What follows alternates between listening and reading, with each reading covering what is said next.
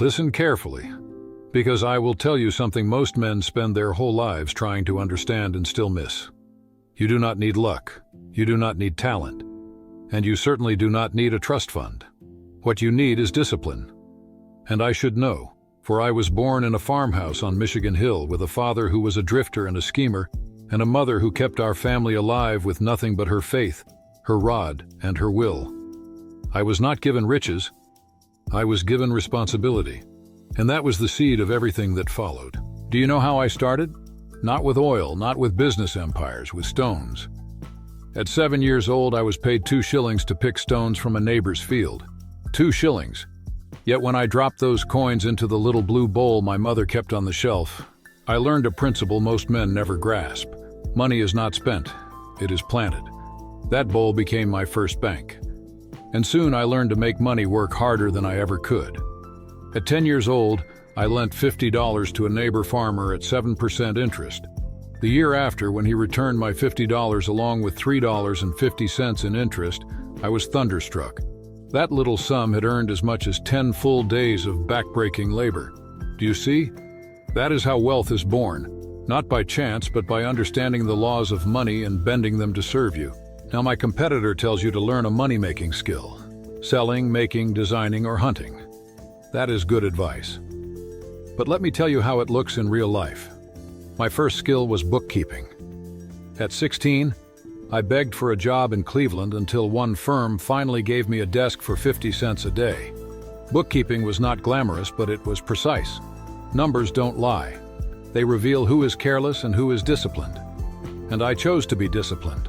I wrote down every cent I spent in a little ledger I called Ledger A. Do you know what the very first entry was? A gift of 10 cents to the church. Because if you cannot control your money, if you cannot direct it to where it should go, you will never command more of it. My competitor speaks of mastering a skill by doubling the effort of the best man in the room. That is exactly what I did. When others stopped at the day's work, I stayed under the gaslight, tracing every figure until I knew where every penny of the firm's money lay. And here's the truth. One skill can make you rich, but combining two can make you unstoppable. I mastered numbers, but I also mastered negotiation. As a teenager, I raised turkeys. When the drovers came through town with their flocks, I was ready to sell.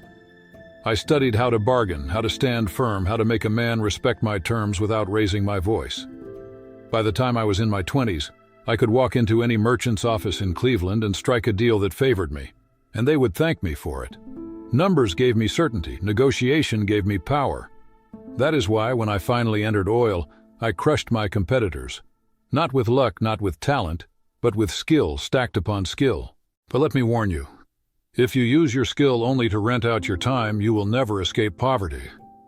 My competitor is right. Your salary is a leash, even the largest one. I saw this early. At Hewitt and Tuttle, I worked like a man possessed.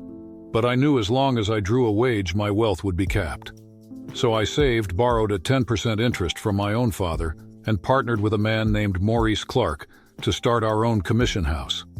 I was only 19 years old. But from that moment, I owned equity. Not hours, not wages, equity. And when you own equity, you create wealth that multiplies whether you are awake or asleep. Now some of you are impatient. You plant a seed and tomorrow you dig it up asking, why haven't I grown rich yet? Wealth does not work that way. I waited. I reinvested. I lived simply. When I made my first $1,000, I did not buy a new suit. I lent it out. When I made my first $10,000, I did not buy a carriage. I reinvested it. Do you know when I first tasted oil profits? 1,863. And for years before that, I waited, building my commission business, mastering logistics, and preparing for opportunity. Impatient in action, patient in results. That was my formula. And let me give you one final truth for today. Proximity is power. My competitor speaks of moving to San Francisco, to Los Angeles, to New York. I tell you this, when Drake struck oil in Titusville, most men laughed. They thought it was a folly. But I traveled there, I studied, I learned, and then I returned to Cleveland and planted myself at the heart of the refining trade. I surrounded myself with men like Samuel Andrews, Henry Flagler, men as ambitious as myself. Alone, you can work hard and remain small. Together, you can reshape entire industries. That is why Standard Oil was not built by me alone. It was built by the proximity of visionaries united under one plan. So my friends, hear me clearly. You do not need luck. You do not need talent. You do not need to be born rich. You need one skill mastered with fanatical discipline. You need to own equity, not hours. You need the patience to let your seed grow. And you need to move closer to the fire where other ambitious souls are working, where opportunity burns brightest. This was my path from a poor boy with a blue bowl to a man who lit the lamps of the world. And if I could do it with less than nothing, what excuse do you have? Do you know what's more dangerous than poverty? Comfort. Comfort kills ambition. I was never comfortable. My father was a trickster, a man who lived by his wits, gone for months, leaving my mother alone with 6 children and no certainty if he'd return. My mother, Eliza, was a woman of iron. She stretched every penny. She made us work, save, tithe, and pray. And she burned into me the law of survival, discipline or despair. That was my inheritance, no trust fund, no golden spoon, only discipline. And it became the weapon that forged my empire. When I began in oil, the fields of Pennsylvania looked like chaos. Wildcatters drilling holes, speculators gambling fortunes, men rushing about with barrels leaking on muddy roads, fortunes made and lost in a week. To most, it was an oil rush. To me, it was a battlefield. And on a battlefield, only the disciplined win. Others were chasing quick profits. I was building a system. Others sold oil by the barrel. I envisioned oil flowing through pipelines, refined with precision, delivered cheaper and more reliably than anyone else. That is how Standard Oil was born. Not from luck, but from relentless focus on efficiency, cost, and scale. Now listen closely. Wealth comes not from speed, but from structure. Many men struck oil. Very few built empires. Why? Because they mistook money for wealth. They spent their profits on showy houses, fine carriages, silk vests, and whiskey. I spent mine on better refineries, stronger partnerships, lower costs. I bought rivals, not to show power, but to consolidate efficiency. I reinvested everything. Even when millions sat in my accounts, I lived simply. I drove the same horse, wore modest clothes, bargained like a poor man. And that is why my fortune grew when theirs vanished. If you remember nothing else, remember this. Reinvestment is the bridge from being rich once to staying rich forever. My competitor tells you to focus on patience. He is right, but patience without purpose is useless. Let me show you what true patience looks like. In my 20s, I worked like a servant. Long days at the office, late nights in the ledgers. I waited for my moment. When oil refining appeared, I did not gamble blindly. I waited until I knew I could dominate. When railroads resisted me, I did not fight in the open. I negotiated rebates, secured advantages quietly, waited for rivals to collapse under their own weight. And when they did, I was ready to buy them for pennies on the dollar. That is patience with a plan. But patience alone does not build empires. Proximity is power. I surrounded myself with men who could complement my vision. Samuel Andrews, the chemist who perfected refining methods. Henry Flagler, the strategist who helped me secure railroads and capital. Alone, I was disciplined. With them, I was unstoppable. Surround yourself with men and women who sharpen your edge, not dull it.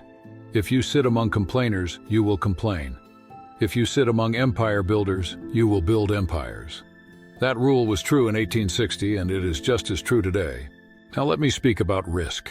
Most people fear it, they play small. But hear me well, risk is not the enemy, recklessness is. I took risks, but calculated ones. I did not throw money at every well. I let others gamble in the mud. I invested where discipline could turn chaos into order. When I borrowed $1,000 from my father at 10% interest, it was a risk. But I knew I would multiply it. That is the kind of risk you must take. Risk where discipline, knowledge, and patience can bend the odds in your favor. And then comes the hardest part, legacy. Money alone is not enough. If you hoard it, it rots. If you spend it foolishly, it disappears. Wealth must flow into purpose. That is why I gave away over $500 million in my lifetime. to schools, to medical research, to churches, to foundations. Do you think I gave because I was guilty? Number. I gave because wealth is a test. If it ends with you, you have failed. If it grows into something larger than yourself, you have succeeded.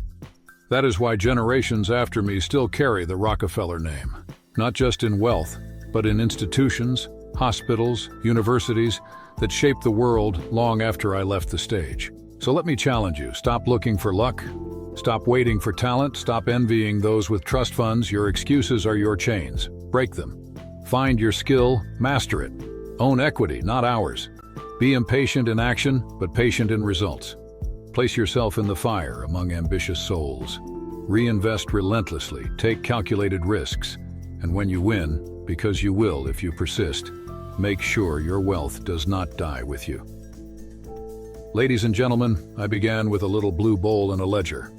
I ended with Standard Oil and a legacy that spans generations. You may not build what I built, but you can build your freedom, your family's future, your empire, if you choose discipline over despair. The laws of wealth have not changed. They will not change.